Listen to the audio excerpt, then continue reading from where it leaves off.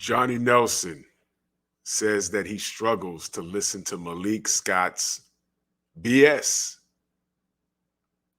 Let's analyze this latest interview. Push the weight and now flex. Flex the livest one in the section. Fit the runner, boy, you nigga, no question. You will run a motherfucker high stepping. Hey, you never had a big enough weapon. Motherfucker never learned your lesson. I'm a 88 pack nigga. I'm a 88 pack nigga. I mean, day walker, drink blood, fangs out, full moon, motherfucker, change like a hoe. I'm just a nigga from the hood trying to stack a little cheddar for the money. Drew Titan Bronx on deck. Shout out to the mighty LDBC. Not too much music for this because shout out to my brother Watcher. He sent me this interview that Johnny Nelson he's done with IFL TV. Short interview. Well, at least that's what it was edited to be, about 5 minutes. You can go look at it for yourself. He said some rather, what I find comical things. So we're going to go through this as a family. All right. This guy doing the splits, Johnny Nelson. Shout out to you. But let's go through it. You know what? So Malik Scott and Wilder, I struggle to listen to the bullshit. Because we've heard stuff prior, you think, where is that coming from? What you doing? You lost all sense of reality. I'm thinking, are you saying this to get the headlines? Are you saying this to create controversy? Are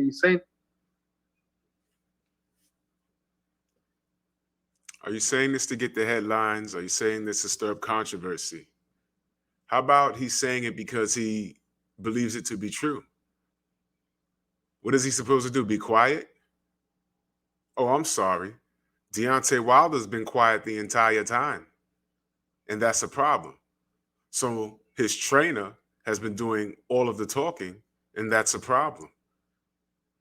But if Malik Scott and Deontay just went black and didn't do anything on Instagram, didn't show anybody anything, didn't speak to a selective set of people, shout out to the LDBC, shout out to the General 78 Sports TV, that would be a problem. So when you throw a mic in Malik Scott's face, what is he supposed to say? Well, we're very humble and we're approaching this cautiously. No.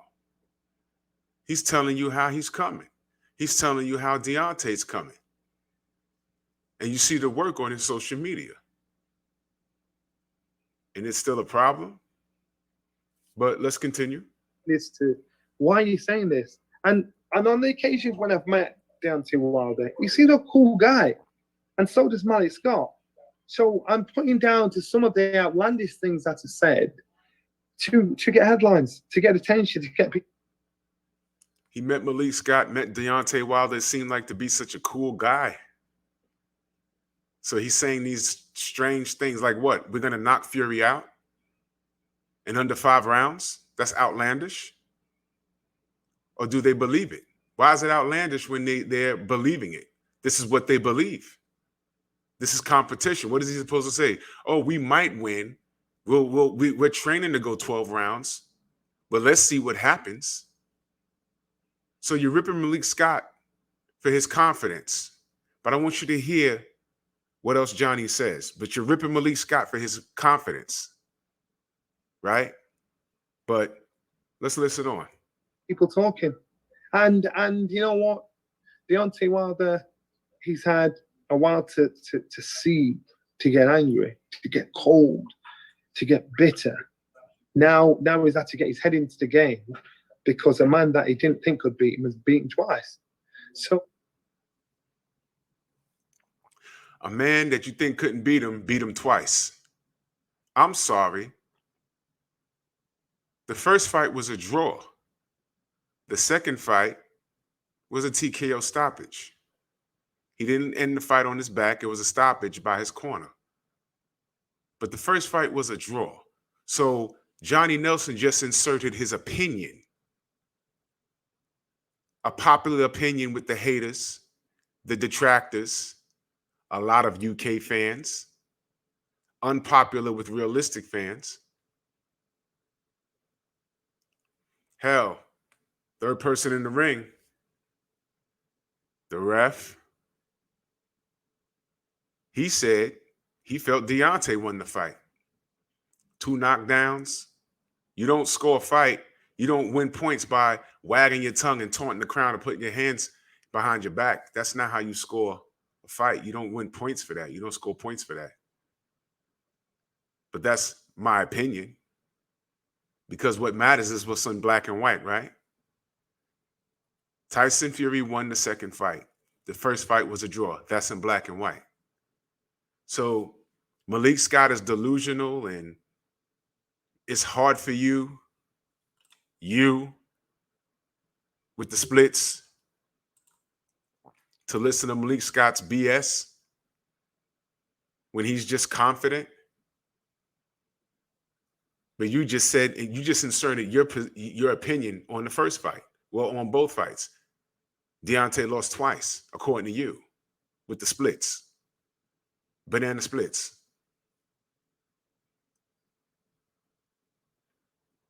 So that's okay with your opinion. But Malik Scott, his opinion is hard for you to listen to. You're telling us who you are, but let's listen on. Oh, but they've still got to get the headlines there. They've still got to get the crowds watching the fight. They've still got to get the attention. So if Malik Scott's saying what he's got to say to get people interested, keep it up. Do what he's got to do. This fight sells itself. There's already a storyline. There's bad blood. Deontay hates this man, and he's looking to decapitate him. He's looking to take his head off. This fight sells itself. You don't need Malik Scott to sell this fight.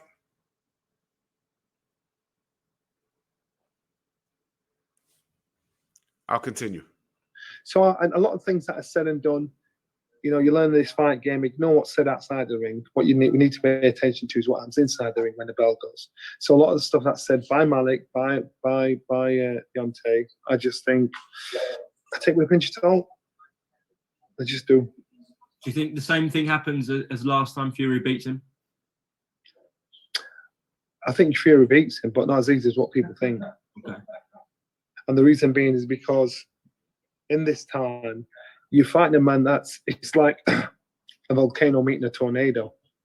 You're fighting a man that wants to erupt. He's mad, he's angry, he's seething. He's still not accepting what happened to him in the first place and the manner it happened to him in.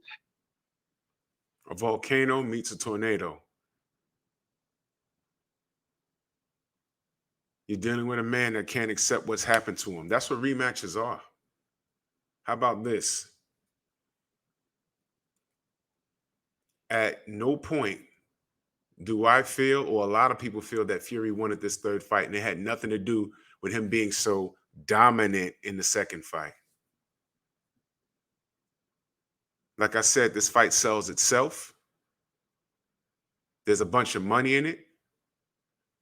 There was no excuse for him not to take this fight back in October, back in December, knowing that he's in the red with Bob Arum. But this is a short interview. Again, this is another guy that would not want to have a conversation with me, because I'm just going to ask questions. Y'all know how I do, but let's listen on. Volcano, tornado. And then you're fighting a man that knows he can beat him and knows he can beat him good. So what happens is, one fighter that's complacent, thinking, I've got your number,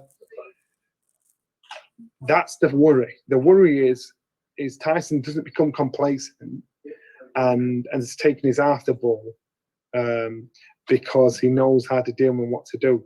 Because that means there'd be a good chance of, Wilder wasn't asked alone once. He only asked alone once. I don't know what Tyson's doing, in regards to distractions away from the ring since the fight, but he's lived a life. He's made the most of it. He's been out there. Tyson Fury's a fighting man. He loves fighting. So already they're talking about distractions. So they know that Fury is susceptible to distractions. Like his father said, he's been out there and he's met the lights of Las Vegas. Okay? So they understand that. They understand he has bad habits. They understand that. But those bad habits, but in the same breath, he says that he's a fighter, he's going to come to fight. What's the worry? What's the worry? I'm asking. I don't know. What's the worry? No, I do know. They act like they don't know. This is the reverse of an underhanded compliment because right now, you see what he just said? You hear what he just said? He's worried about distractions. I'm telling you, they setting up. They know what's coming. What he wants and what he feels is going to happen is two different things. He's on point. He does it in the same fashion he did last time. If he's not on point, he's taking his eye off the ball, he's being distracted by all the foolishness from outside the ring. So if Fury loses, he's going to be distracted by foolishness outside the ring. It's not going to be anything that Malik Scott has said. Because he's tired of listening to Malik Scott's BS, which is nothing but Malik Scott explaining to the media because D ain't talking to y'all. He's explaining to the media, this is what we're working on. We're showing you what we're working on. We're not just talking, we're putting in work. While y'all sleep, we working. He's putting it all on display. Y'all saw the picture, y'all saw the video of D at the beach putting in work. So his actions are speaking louder than any words. And somehow, Banana Splits just disregards it. He's aggravated at the fact that Malik Scott and Deontay Wilder are confident. He's aggravated at their confidence. Think about what I just said. This right here sounds like a frightened fan. Listen. That's where an upset could happen. I hope he hasn't done that. I hope he's. So now, if Deontay beats Fury, it's an upset, according to him. Banana Splits. Do you hear what he's saying? If Fury loses, it's because he was distracted. His mind was elsewhere. And it's an upset. And he beat Wilder twice. This is not a professional talking, ladies and gentlemen. This is a fan. Let's go ahead. Not like being that foolish.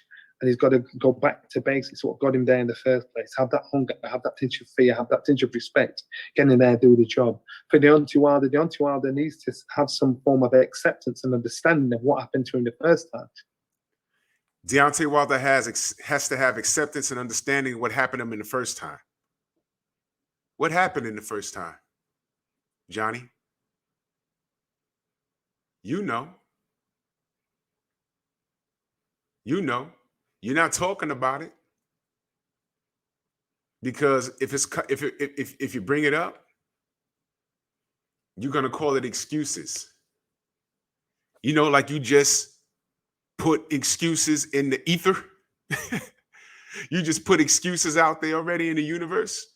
If Fury loses, you're gonna think of everything: Vegas, the bright lights, his sick daughter, distractions.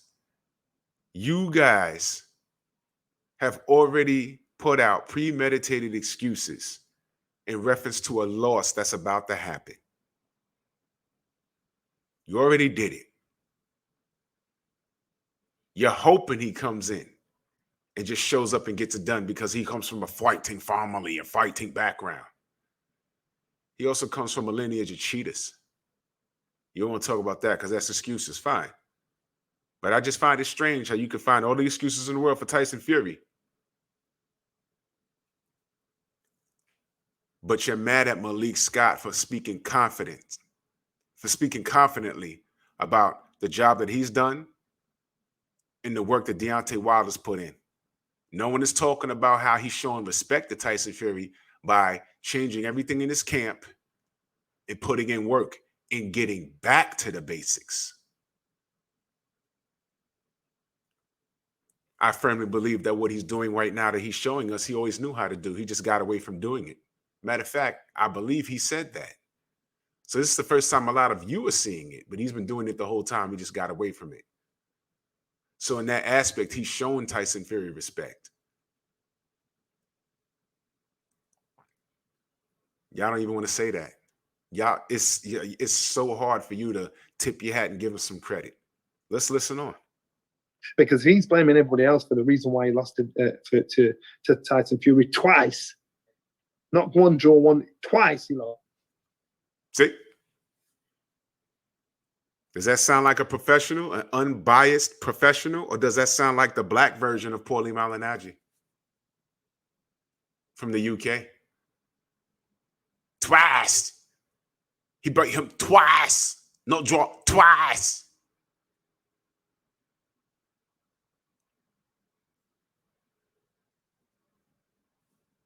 Twice. That's not what's on paper. Y'all remember what Paulie Malignaggi said after the first fight? Y'all remember? Nah, it doesn't matter. You're showing the knockdowns. It doesn't matter. You know, the rest of the fight, you know, Deontay lost, you know. No. Clean and effective punching, ring generalship, defense. There's criteria of how to score a fight. You don't win a fight by going like this, putting your hands behind your back, wagging your tongue. That's not how you score. Actually, most judges get annoyed by taunting. Ask Emmanuel Augustus Burton. But let's listen on. If he still can't accept that, therefore he's not going to fix the reasons why it happened. He still seems to think that Deontay's in this place of denial and blaming everybody else as to why he lost. We know why he lost. The man was cheated. He understood that, and after the fight, before they even knew they got cheated, him and Malik already had their mind made up and were repairing what needed to be done in the third installment of the fight. And that was before they got some phone call saying, yo, your man got cheated. That was before Glovegate.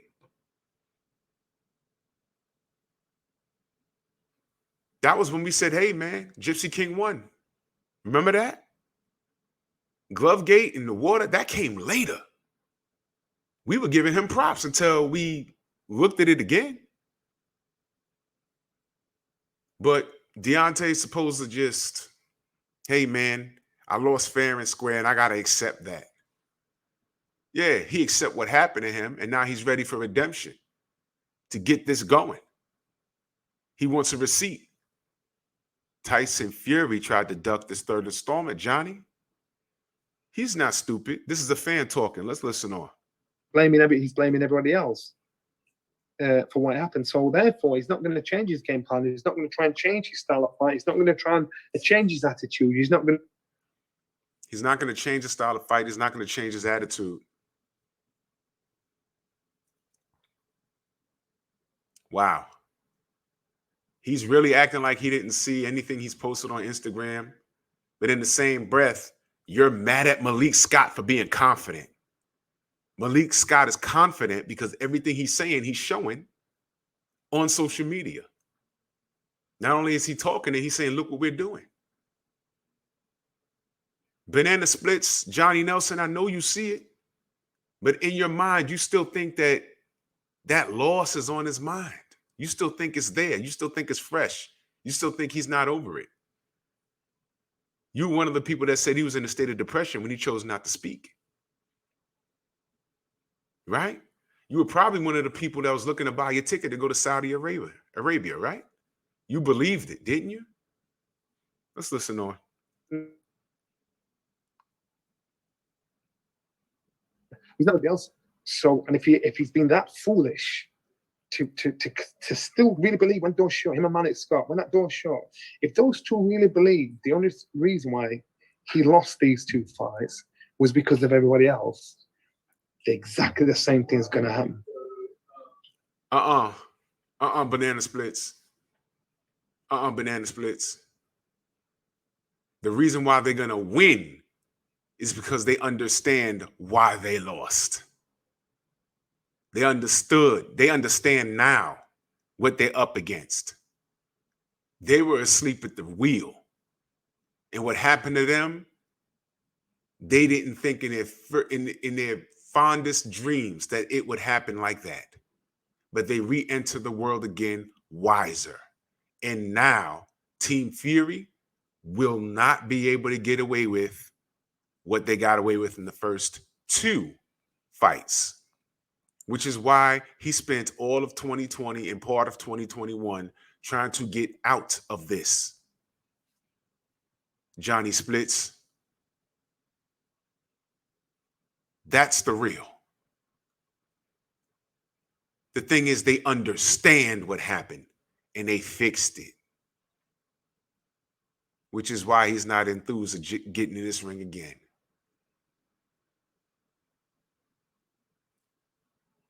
You don't want to know the truth. You know what happened. You know exactly what happened.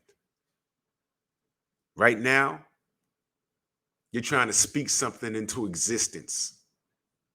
What you think is going on in his mind is not even there. The work is done. They're just keeping the engine running. Everything is fine-tuned. The thing is, if this happened to you, you couldn't handle it. D's handling it just fine. He just ain't speaking as much. Well, to y'all. Malik is doing all the talking. This is what we've done. And look, go check the Instagram because he's posting almost every day. Almost. But funny, you disregard everything that's out there and you still say this. Spoken like a true fan. Johnny Splits. I don't think he does. I really don't think he does. Or Malik Scott will have to tell him and butter it up a little in a way where to say, all right, but maybe you should try this as well. You know, and Wilder can improve. The thing is, will he? But he only has to land once.